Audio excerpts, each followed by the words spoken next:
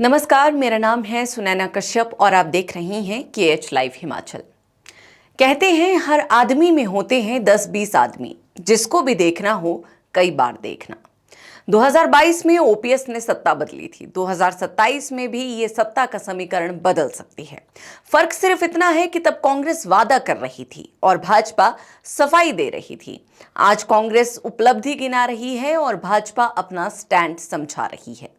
नड्डा के बयान और जयराम के जवाब ने एक बार फिर वही सवाल खड़ा कर दिया है, आखिर भाजपा OPS के साथ है या खिलाफ। हिमाचल प्रदेश की राजनीति में एक बार फिर ओल्ड पेंशन स्कीम यानी OPS की गूंज सुनाई देने लगी है। जिस OPS ने 2022 के विधानसभा चुनाव में सत्ता परिवर्तन की जमीन तैयार की थी, वही OPS अब 2027 के चुनाव की दिशा भी तय कर सकती है। सवाल यह है कि आखिर अचानक OPS की चर्चा फिर क्यों शुरू हो गई और क्यों कांग्रेस और भाजपा दोनों इस मुद्दे पर अलग अलग रणनीति बनाती दिखाई दे रही है। अगर हम 2022 के विधानसभा चुनाव को याद करें तो उस समय हिमाचल में सबसे बड़ा मुद्दा कर्मचारियों की ओल्ड पेंशन स्कीम की बहाली था। लाखों कर्मचारी और उनके परिवार इस मुद्दे से सीधे जुड़े हुए थे। उस समय तत्कालीन मुख्यमंत्री जयराम ठाकुर की सरकार नई पेंशन योजना यानी NPS को ही जारी रखने के पक्ष में दिखाई देती थी। कर्मचारियों के आंदोलन लगातार तेज हो रहे थे और इसी दौरान जयराम ठाकुर का वो बयान भी खूब चर्चा में आया, जिसमें उन्होंने कहा था कि अगर पेंशन चाहिए तो खुद चुनाव लड़ लो।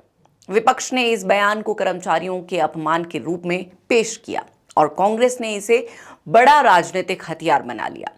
कांग्रेस ने चुनाव प्रचार के दौरान OPS को अपनी सबसे बड़ी गारंटी बनाया। राहुल गांधी से लेकर प्रियंका गांधी और प्रदेश कांग्रेस के नेताओं तक सभी ने कर्मचारियों से वादा किया कि सरकार बनते ही पुरानी पेंशन बहाल कर दी जाएगी। चुनाव परिणाम आए तो कांग्रेस सत्ता में पहुंच गई। राजनीतिक विश्लेषकों का मानना है कि OPS अकेला कारण नहीं था, लेकिन कांग्रेस की जीत में इसकी भूमिका बेहद महत्वपूर्ण रही। खासकर सरकारी कर्मचारियों और उनके परिवारों के वोटों ने कई सीटों पर बड़ा फर्क पैदा किया। अब करीब 3.5 साल बाद OPS फिर चर्चा में है। वजह बने हैं भाजपा के राष्ट्रीय अध्यक्ष और केंद्रीय मंत्री JP नड्डा। हिमाचल दौरे के दौरान उन्होंने कहा कि OPS को लेकर भाजपा का आज भी वही स्टैंड है जो 2022 में था। ये बयान आते ही कांग्रेस को नया राजनीतिक मुद्दा मिल गया। कांग्रेस ने तुरंत भाजपा पर हमला शुरू कर दिया और कहा कि भाजपा आज भी कर्मचारियों के खिलाफ खड़ी है, जबकि कांग्रेस ने अपना वादा निभाकर OPS लागू कर दिया। लेकिन दिलचस्प बात यह है कि नड्डा के बयान के बाद भाजपा के भीतर भी अलग अलग संदेश दिखाई देने लगे। जयराम ठाकुर ने कहा कि उन्होंने कभी OPS का विरोध नहीं किया और आगे भी नहीं करेंगे। अब यहीं से राजनीतिक सवाल खड़े होते हैं। अगर भाजपा का स्टैंड वही है जो साल 2022 में था, तो फिर जयराम ठाकुर OPS के विरोध से दूरी क्यों बना रहे हैं? और अगर जयराम ठाकुर OPS के खिलाफ नहीं है, तो भाजपा का आधिकारिक रुख आखिर है क्या? यही वो सवाल है जिस पर कांग्रेस लगातार भाजपा को घेर रही है। दरअसल भाजपा की सबसे बड़ी राजनीतिक चुनौती यही है कि वो OPS का खुलकर विरोध भी नहीं कर सकती और खुलकर समर्थन भी नहीं कर सकती। विरोध करेगी तो कर्मचारियों का बड़ा वर्ग नाराज होगा, समर्थन करेगी तो उसे अपनी पुरानी राजनीतिक लाइन बदलनी पड़ेगी। इसीलिए भाजपा फिलहाल एक संतुलन बनाने की कोशिश करती दिखाई दे रही है। यही कारण है कि पार्टी के अलग अलग नेताओं के बयान अलग अलग नजर आते हैं। दूसरी तरफ कांग्रेस OPS को सिर्फ एक योजना नहीं बल्कि अपनी राजनीतिक उपलब्धि के रूप में पेश कर रही है। कांग्रेस जानती है कि उसके पास जनता के सामने दिखाने के लिए कुछ ऐसे मुद्दे होने चाहिए जिनके आधार पर वो 2027 में वोट मांग सके। OPS उन चुनिंदा मुद्दों में से एक है जिसे कांग्रेस बार बार याद दिलाना चाहती है। इसीलिए जैसे ही नड्डा का बयान आया, कांग्रेस ने पूरे मुद्दे को फिर से जीवित कर दिया।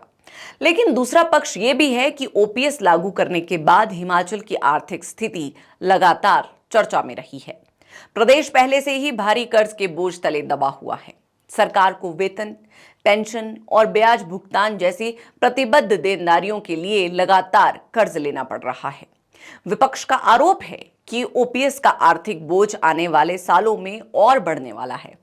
खासकर 2027 के आसपास बड़ी संख्या में कर्मचारी रिटायर होंगे और तब सरकार पर पेंशन का दबाव और ज्यादा बढ़ेगा। अब सोशल मीडिया पर भी ये बहस तेज हो चुकी है। एक वर्ग कह रहा है कि कर्मचारियों ने ओपीएस के लिए लंबी लड़ाई लड़ी थी और उन्हें उनका अधिकार मिला है। वहीं दूसरा वर्ग सवाल उठा रहा है कि अगर सरकार की आर्थिक हालत इतनी खराब है तो भविष्य में इसका खर्च कैसे उठाया जाएगा। कुछ लोग ये भी पूछ रहे हैं कि अगर ओपीएस इतनी सफल योजना है तो फिर कर्मचारियों के लंबित डीए और एरियर का भुगतान समय पर क्यों नहीं हो पा रहा। इसके साथ ही एक और तर्क सामने आता है। लोग पूछते हैं कि जब सांसदों और विधायकों को पेंशन की सुविधा मिल सकती है तो सरकारी कर्मचारियों को क्यों नहीं। यह सवाल आम जनता के बीच काफी प्रभाव भी छोड़ता है। अब राजनीतिक रूप से देखें तो भाजपा अभी इस मुद्दे पर डिफेंसिव मोड में दिखाई देती है। 2022 में ओपीएस को लेकर जो नुकसान हुआ उसे पार्टी शायद दोबारा नहीं दोहराना चाहती। इसीलिए जयराम ठाकुर जैसे नेता अब ओपीएस के विरोध से बचते नजर आ रहे हैं। वहीं कांग्रेस चाहती है कि ओपीएस का मुद्दा लगातार चर्चा में बना रहे ताकि कर्मचारियों को बार बार ये याद दिलाया जा सके कि किस पार्टी ने क्या वादा किया था और किसने उसे पूरा किया। लेकिन सबसे बड़ा सवाल 2027 का है। क्या ओपीएस फिर चुनाव का मुख्य मुद्दा बनेगा? इसके संकेत अभी से दिखाई देने लगे हैं। अगर आर्थिक स्थिति और ज्यादा खराब होती है तो भाजपा इसे बड़ा मुद्दा बनाएगी निसंदेह।